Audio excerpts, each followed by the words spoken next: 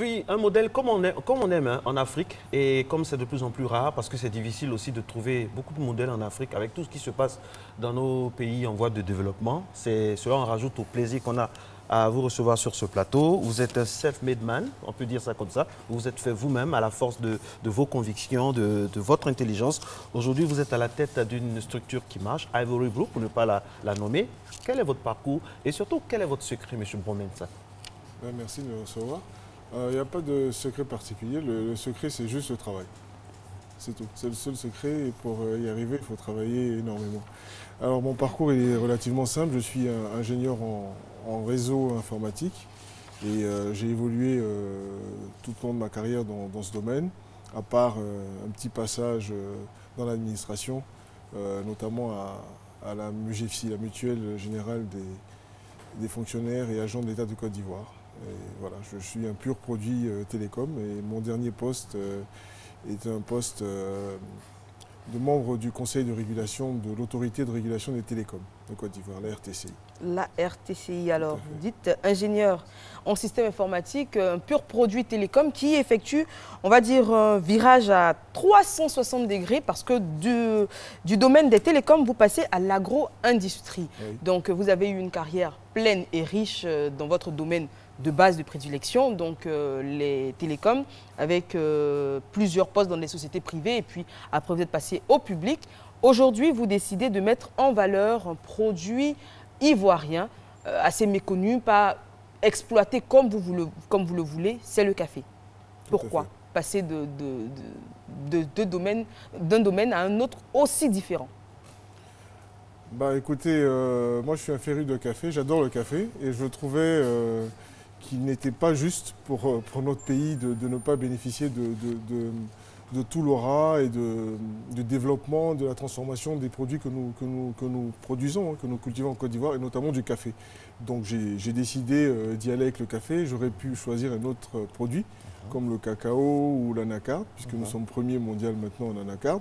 Et j'ai décidé de faire du café parce qu'il y avait un marché à prendre, et il y avait une technologie qui était rendue disponible, ouverte au public, et qu'il était possible de développer une industrie autour du café, notamment autour des capsules, puisque notre point fort, ce sont les capsules. On parle du premier espresso 100% ivoirien. C'est effectivement le premier espresso 100% ivoirien en capsule. En capsule. Alors, en vous, je vois le militant. Il y a plusieurs dimensions. Hein. Il y a le militant, il y a l'homme d'affaires, il y a le militant, et surtout, vous avez cette passion-là. Et vous, ce qui me plaît, c'est que, est-ce que vous ne craignez pas d'être avalé, on va dire ça comme ça, par des grosses structures qui existent déjà?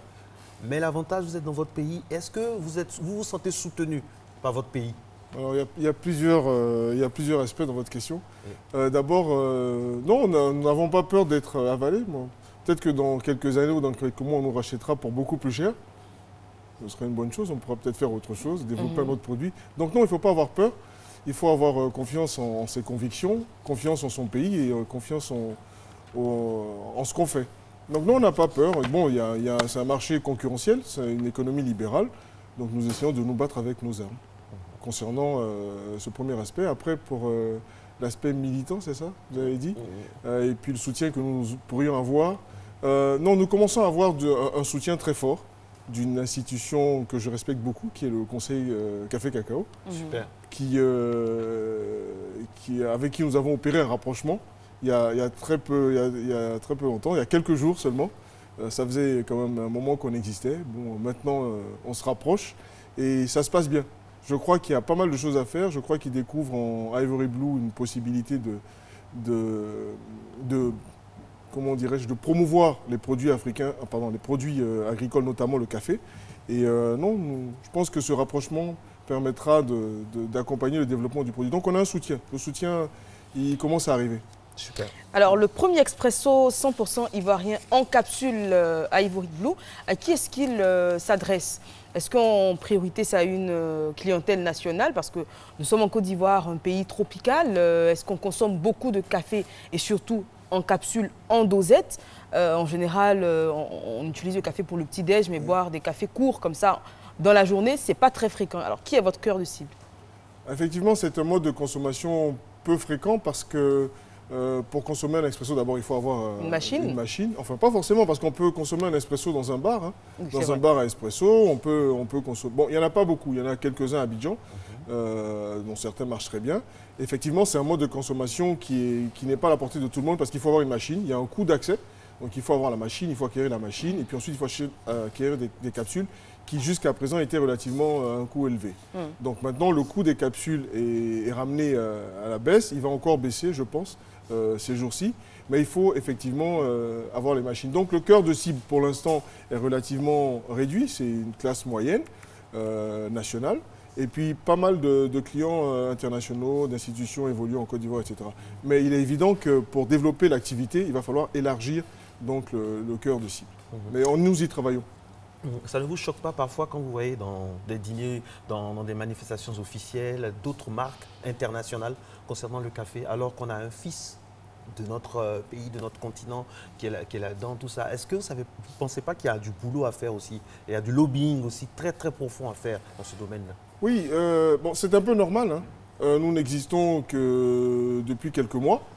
Donc nous n'avons pas fait une grande campagne de commercialisation parce que nous avons aussi des moyens qui sont un peu limités là-dessus. Mais vous participez pleinement à cette vulgarisation et à l'essor de cette marque. Parce que nous sommes présents sur votre journal, enfin sur votre matinée. C'est le côté militant de la RTI. Oui, oui, mais il faut que tout le monde pousse en fait. Parce qu'on n'a pas les moyens qu'ils ont d'investir tous les espaces publicitaires. D'employer un Georges Clooney par exemple pour la pub. Marco le fera. On en cherche un. Gratuitement, quoique. On en trouvera sûrement. Non, mais le meilleur Georges Clooney, c'est le produit. Donc c'est normal, mais il faut continuer, il faut y aller. Et puis il faut surtout que les gens consomment le café. Parce que je suis arrivé ce matin, mais j'ai toujours pas bu de café. Et pourtant, j'ai demandé, est-ce que je pouvais avoir un café? Donc, je m'attendais à ce qu'on me propose la marque d'un concurrent, mais finalement, on ne m'a rien proposé. Donc, tout ça, en fait, ça participe... Non, mais c'est vrai. Tiama. Alors, vous étiez en investigation, là, ce matin. Non, il faut que tout le monde consomme une tasse de café au moins tous les jours. Tiama, elle allait s'occuper de ça. Mais normalement, ça doit être spontané. C'est-à-dire que tous les Ivoiriens, tous les matins, doivent boire une tasse de café et si possible, à Côte d'Ivoire. Oui, ça, je suis d'accord. Voilà. Je suis d'accord. C'est le côté militant. De la même manière que vous dites ça pour la RTI, le jour où vous serez dans un ministère ou bien à la primature ou bien à la présidence que vous n'en voulez pas, dites ça aussi là-bas pour que l'information aille partout. Nous le disons, il y a certaines... Dans les avions, dans les vols de Côte d'Ivoire par exemple. Ça, c'est bien dommage. C'est pas force... d'avoir essayé. Alors, aujourd'hui, on amorce cette question que je m'en vais vous poser maintenant. Les joies et les peines de votre nouveau métier. Déjà, quelques déceptions quand vous voyez que le café n'est pas aussi consommé que vous le voudriez, que les marques ivoiriennes, notamment la vôtre, n'est pas assez représentée. Vous l'avez expliqué que vous venez juste de démarrer. Alors, quelles sont les joies quand même, parce qu'il n'y a pas que des déceptions dans cette nouvelle carrière? Merci. Bon, en fait, de se rendre compte que pour l'instant, le café Ivory Blue n'est pas diffusé, ce n'est pas une peine. C'est juste un constat et il faut travailler pour que ça change. Donc ça, c'est la première des choses. Donc les peines, bon, ce sont les peines d'un entrepreneur. Hein. Ce sont les difficultés, principalement de financement. C'est notre principal problème. C'est l'accès au financement, ce genre de choses. Donc c'est beaucoup de travail, c'est beaucoup de nuits très courtes comme celle que je viens de passer. C'est beaucoup de travail. Mais il y a de joie immense, c'est la joie des clients qui consomment ce produit de Côte d'Ivoire et surtout la joie des planteurs que nous accompagnons. Ça, c'est vraiment la plus grande joie. Merci beaucoup à vous, monsieur. Et vous aurez pu venir avec du café pour nous. Non, attendez, laissez. Vous savez, mesdames et messieurs, une belle annonce, parce que je communique par télépathie avec monsieur Bromensa. Il a décidé d'offrir donc vraiment toute une panoplie à l'équipe de Matin Maman. On a fait exprès pour ne pas lui en proposer, pour qu'il puisse se sentir obligé de nous offrir. Merci d'avance. Merci beaucoup. Et on sera très heureux d'avoir ça. Merci. Incessamment. Ce sera chose faite. Merci beaucoup et surtout bon courage. Merci beaucoup. Merci de m'avoir reçu. Merci beaucoup. C'est toujours comme ça un modèle de réussite, le rendez-vous donc des modèles qui nous poussent vers le haut, des modèles en Afrique et vraiment ça fait plaisir. Nous allons aller maintenant il est 7h, oui, Marco. 7h00. Il est temps d'aller à la thématique, oui, avec la fête des mères. Et pour en parler, notre sociologue préféré, monsieur... Alors, j'ai toujours du mal à dire son nom. La prononciation, vous m'excuserez si elle n'est pas correcte. Monsieur Lil Nielben. Nielben. Alors, Lil Nielben Nikez. Oui. Et avec vous, on parlera de la place de la maman dans la société africaine. Jingle, élément explicatif, on se retrouve juste après.